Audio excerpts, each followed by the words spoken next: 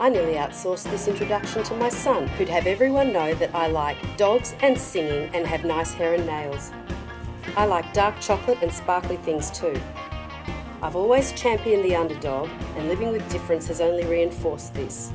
Kindness and music and art and colour are very important, as are red shoes. My kids have such huge personalities, I don't know how they fit them into their bodies. I can't believe this many people are about to hear me speak, because my current ambition is to finish a sentence or thought without interruption. Live softly, laugh hard. Hi, I'm going to talk about something today that no one really discusses. Being small. We all have to start somewhere. This is based on a post I wrote called "You Are Not the Numbers." I've been blogging 2 years now, and in a lot of ways, I still feel like a newbie. I'm smaller, still not monetised, and not really niche. I like to write about lots of things, lots of different things. Most of the time that's great and suits me best. Every now and then it feels uncomfortable being a little small fish, but this is not going to be a speech about how to lift your profile. You'll have already learnt that from the experts at this fine conference. This is about how to be okay with your modest little self in the meantime while you plot your electronic world domination, or not. How to just be cool with where you are right now. For all the wonderful success stories we hear about, which are not the majority, I've often wished more of the blogging community discussed and shared their advice for keeping your personal blogging motivation and writing passion when you don't feel very visible or feel worn out trying to get noticed. What I'm saying today is inspired by that wish, and I hope it helps others feeling the same way. I also aim to help remind you what inspired you to start in the first place, and that doesn't always go hand in hand with statistics. I have an advertising background and 2 very spirited children, one with ADHD and Asperger's. My very own space to write whatever I want, whenever I want to, is important. I do love the times I'm travelling along, happy and content within myself. I'm clear with my direction and choices, staying my own unique self irrespective of what goes on around me or what others are doing. I wish there were more of these times. I'm an overthinker, so finding the right balance can sometimes be difficult. Just about everyone wants or needs to be liked, and pretty sure everyone likes to belong. A subject close to my heart, especially now I have children in school whose happiness and emotional lives are my concern.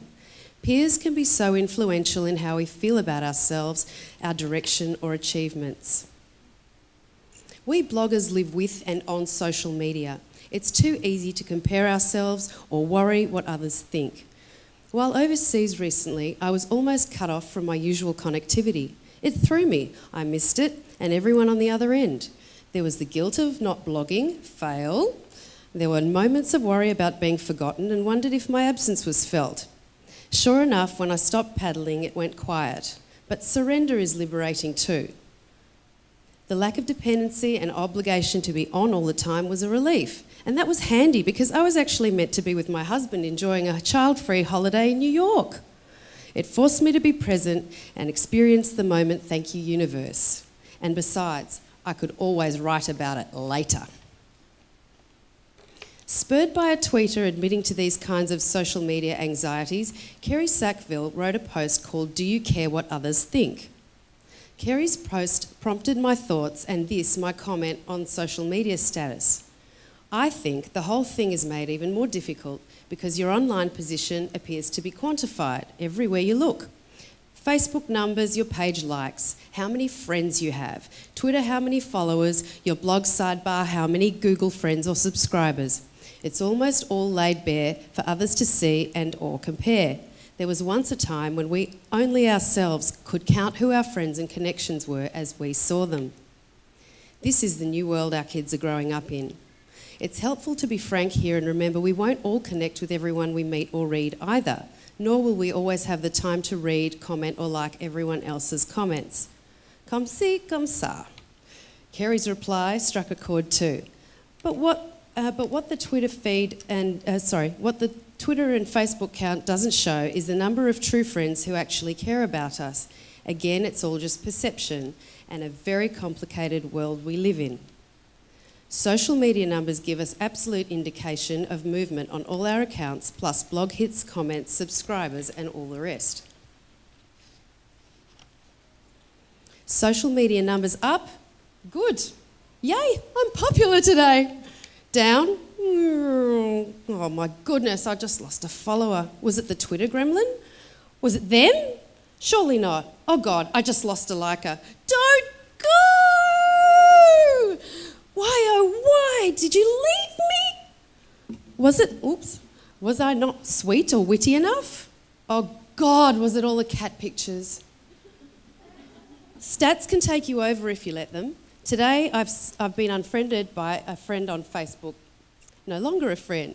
In life, pre-social media, if for whatever reason a friendship no longer worked, there was no scoreboard, no shifty little digits to alert you to that definitive moment that someone let you go. My over-analytical mind doesn't really want to think about that, because I was happier the invisible way. Just let them slink off quietly off onto the horizon. Happy trails to you, erstwhile compadre. Facebook page holders have some bones to pick. The introduction of monetisation suddenly meant severely limited reach to your likers' news feeds without payment. Anyone who arrived later to the page party had a far weaker shot at being seen or growing than ever before, thanks to an algorithm called Facebook EdgeRank. It's the calculation of the unholy trinity, affinity, edge weight, and time decay. The sum of that equation for smaller fry being WTF, FB? 11 people saw this post. Smashing. Hello, I'm over here. Visibility is further lowered by the newsfeed favouring top stories, which requires a manual switch over to most recent. This solidly promotes posts by already high-profile people. So much for time decay. There's stuff here from a week ago at the top of my newsfeed. FB, it's you who sucks. If you think I'm buying popularity, you're off your tree. You cannot sell me my self-respect. Yes, it can be hard to maintain steady focus, mojo and faith if you feel small or are new to this bloggy caper. You may be thinking, oh, my tiny, horrible, minuscule numbers are emasculating. I'm not even a man. I feel like a loser. My blog sucks and no one likes me. Wow. Or similar. Take heart, dear bloggy people. New blog survival stats are not great in the first 6 months or year, but your numbers are not you. They don't mean you suck. Numbers are not the same as gloriously unquantifiable ideas, words, or feelings. You are lovely. You're open and honest and thinking and sharing and reaching out to connect with your community. Your blog is the sacred place you built to say whatever you want, whenever you want. If you believe in your content, one day so will others. Don't curl up in a ball. The challenges are increasing, and I wish there was a Mojo helpline. What if today size isn't everything? What if just today you don't look at the stats and just concentrate on your inspiration? Could you do it? Shift your focus, walk the dog, let your mind wander, take photos of the sky, that's what I do. Really look at colours, leaves, bugs on the ground. Call a friend. People watch from the cafe. What lives did those older people live? What do you think that guy over there does for a living? What blew your mind as a kid? Focus on the list of future post ideas tumbling around in your head. What have you not done before? Is there a letter you need to write to someone, past or future, or today? Sending it really isn't the point. Does your page need a makeover? What about guest posting or blogging every day for a month? How would you stretch yourself if you threw the fear away? Could you do that thing today? I'll admit I've thought of giving up before, and then out of the blue I had readers tell me I was born to blog.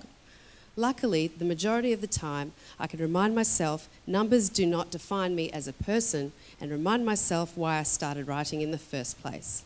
I love writing and I want to get better at it. Community and comments are the greatest gift on top. But As soon as it's not working anymore, I have choices. We all do. Thanks.